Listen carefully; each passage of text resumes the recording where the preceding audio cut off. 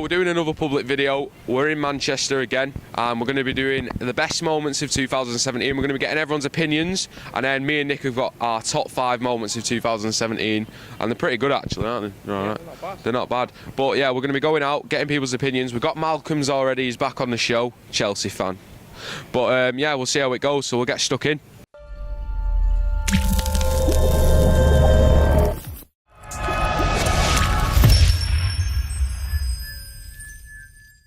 Okay, so we're back with Malcolm in Manchester, and we're going to ask Malcolm about his favourite moment of 2017.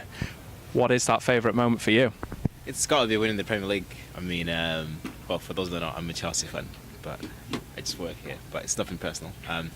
Yeah, winning the league, because at the start of the season we were a bit funny. The game against Arsenal is when we got.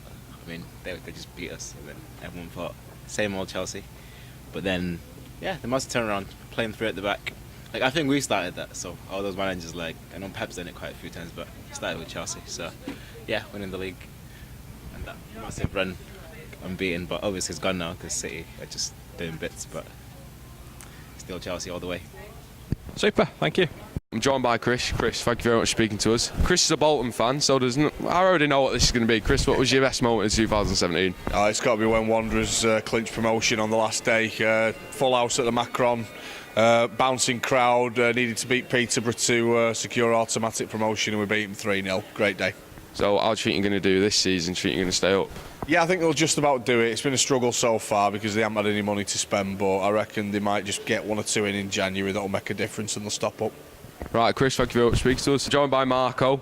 Marco, thank you very much for speaking to us. He's from the Netherlands, so they didn't qualify for the World Cup. So what was your favourite moment in 2017, Marco? It was the game last week that Ajax bring back the tension in the Dutch league. Oh yeah. They played PSV and they brought back the distance from PSV to 5 points. Are you going to be supporting England at the World Cup? Now I'm here, yes. We've got another fan. I'm joined by Derby fan Joe. Joe's agreed. We've interrupted his game of pool. Sorry about that, Joe. But what was your favourite moment of 2017 from a footballing perspective? Well, as a Derby fan, I think when Matty Vidra scored against Forest in about 20 seconds in, like unreal, going crazy. Was you there? Yeah, I was there. Yeah, brilliant. So, do you think you can go up this season? Oh, definitely. Yeah, looking very strong. Like, not an easy team to beat, so got a good experience as well. And we're here with Jack in Manchester. Jack, what's your favourite football moment of 2017? I'm a United fan, so there's not that many, but Jesse Lingard absolutely storming the season. He's been the best player in the Prem, definitely. No lie. Okay, so we're here with Joe at the National Football Museum. He's a Bradford fan. Joe, what's your favourite moment of 2017? Probably Rory McArdle scoring against Fleetwood in the League One semi-final of the playoffs. Obviously you missed out going up last season. Do you reckon that this season is the season that you will go up? We've lot of good players go. Rory McArdle went. We've got a young squad now, but I think with Stuart McCall in charge and the decent away form will get us promoted in the playoffs, I think. Super, thank you very much. Here with Sam at the City Store in town. What's your greatest football moment of 2017? My greatest moment was going to my first football game here, seeing City smash Tottenham 4-1. Do you reckon City can go unbeaten up for the rest of the season? Oh, definitely, yeah. That's a silly question. Thank you very much for your time. So I'm joined by Joe. Joe works at the National Football Museum and he's a Chester fan and he's been in Cardiff for the last year or so. So what was your favourite moment of 2017 in a football's perspective? Well, when the Champions League final came to Cardiff and there was just a real buzz about the city, you know, it was the busiest we've ever seen it and everywhere it was just packed and it was mint, yeah. Did you have a bit of crack with the fans? I mean, there was just a buzz about. We didn't really chat to anyone, you know, but we were just about and enjoying the atmosphere, yeah, it was good.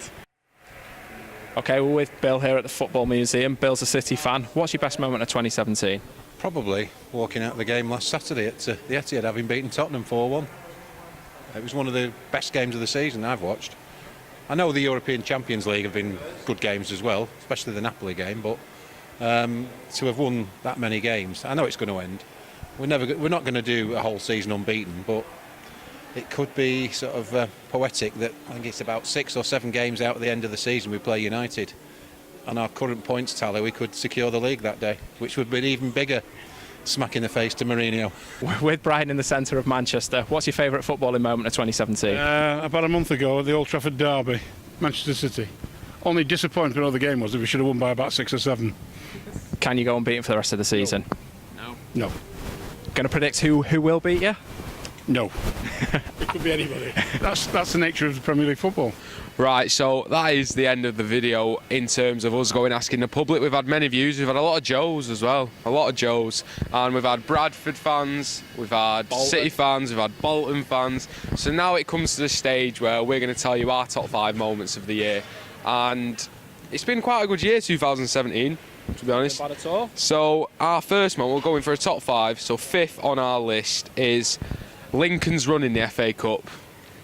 What a run. Did really well, really well. It would have been nice if they'd gone all the way to Wembley, but hey, you know, they didn't. But for them now, it's worked out well financially for them, because obviously in the league they're doing well and they've been able to invest the money in the squad. So long may it continue for them. I mean, what an advert. Obviously they're in League 2 now, but what an advert it was for non-league football at the time. They played Arsenal at the Emirates. They got to the quarter-finals of the FA Cup and they beat Burnley away.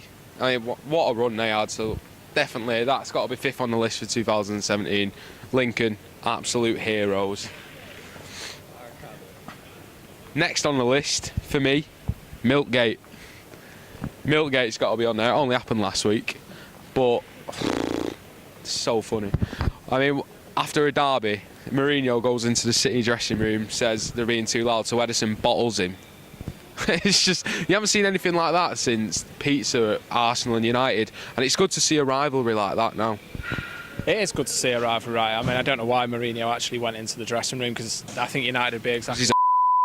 I think United would be exactly the same if it was the other way around as well. What I want to know though is this mysterious cut that Mikel Arteta got. He covered it up coming out of training, and he was on the touchline. I didn't see a cut, so I don't understand that. But that was all over. Makeup.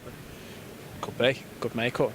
But yeah, it's just absolutely crazy. So there was a massive brawl in the changing rooms, and it's just Mourinho giving it large, because again, he's a So we'll get on to the next point. So that's our top, well, our 5th and 4th. So we'll get on to 3rd, which was Blackpool going up. The mighty Blackpool. They got to the Premier League. It's so sad to see what the Oystons have done to that club, and now the Oystons have actually agreed to sell the club. So it's a win for the fans, really, and that's why it's 3rd on our list for 2017. What was your take on it? Yeah, it was decent. I went to Wembley for the playoff final. They are at Wembley, as you do, as a football fan. Obviously, it wasn't nice to see. Only, I think it was about 6,000 there. You know, majority of that side empty. But the people who were there enjoyed the day. There was no Oyston out brigade that day either. It was all civilised. But it's good to see that they put the club up for sale now, and hopefully Blackpool can start going back through the leagues and move on and try and get back to the Premier League. I mean, they just need to get back with their golden child, which is Charlie Adam. Somehow he's still playing football, but it happens a lot nowadays. See it with Blackburn with the Venkies. Fans are being taken out of the club, owners are coming in and destroying the soul. So from everyone at MP1 Sports, we're with the Blackpool fans, Oyston out. Number 2 on our list, it's a big one. Huddersfield going up to the Premier League, little old Huddersfield. What a day that was. It was class. I mean, it wasn't the greatest final by any stretch of the imagination, but they did enough, and that's all that matters when you get to the playoff final. Win. Doesn't matter how you do it, win. And they're doing really well in the Premier League right now. I think they'll stay up. I actually tip them to be near the bottom, but I don't think they will be playing the football that they are playing. And yeah, hopefully they do stay up and they stay there for many years, because they've been really good, really good. And they create a great atmosphere as well. Really do create a great atmosphere. Every time it's been full. They beat my team, Man United, unfortunately, but, you know, decent victory for them. Who hasn't beaten United this year? Well, yeah, something great. All right. I'm not biased, honestly. But honestly, with Huddersfield, like a few years ago, League One, just similar to Bournemouth again, it's little clubs coming up to the Premier League. I just think it was absolutely amazing that Huddersfield got up there. So you got Burnley, Huddersfield all in the Premier League. And really, you wouldn't have thought that with Bolton, Wigan, they're all down. So it's just absolutely immense. But yeah, Huddersfield going up, it's got to be one of the moments. Got to be one of the moments of 2017. That's why I go 2nd on our list. 1st on our list is a brilliant story. and it's stretched from 2016 into 2017, Bradley Lowry and Jermaine Defoe. Obviously Bradley, so unfortunate what happened to him. He brought the game of football together. It shows that it's not just a game, but he really unified every fan. I mean, City and United fans did things, Everton and Liverpool fans did things for Bradley Lowry, and it's just amazing. And his friendship with Jermaine Defoe was just touching. Well, for me, right there, I mean, I know he won the Helen Rawlinson Award at the Sports Personality, but for me, there's your Sports Personality of the Year, Jermaine Defoe, for that friendship with him. I can't even believe that he wasn't on the list. He was right up there. Such a shame for the kid. But as you say, unified football. I mean, I went to Sunderland v Bury in the Carabao Cup, and Bury did something for them as well, you know, which is great. And hopefully it carries on now, which I know his parents said it will do. So definitely up there as number one for me. That was it, our top 5 moments. We had Lincoln number 5, number 4 was Milkgate, number 3 Blackpool going up, Oyston selling the club, number 2 was Huddersfield going up, and lastly was Bradley Lowry. Bradley Lowry's story with Jermaine Defoe. You're okay, just don't agree, man, you know what I mean? Okay. Cheers, mate, thank you. I don't have a clue what he just said. But yeah, that marks the end of the video. I hope you enjoyed it. Thank you very much for watching, and we hope everyone has a very Merry Christmas, even though this is going out on Boxing Day. So I hope you had a very Merry Christmas, and obviously I hope everyone has a great New Year. Like the video, subscribe to the channel, check us out on social media. We could really use the funds. And thank you very much, and we'll see you next time.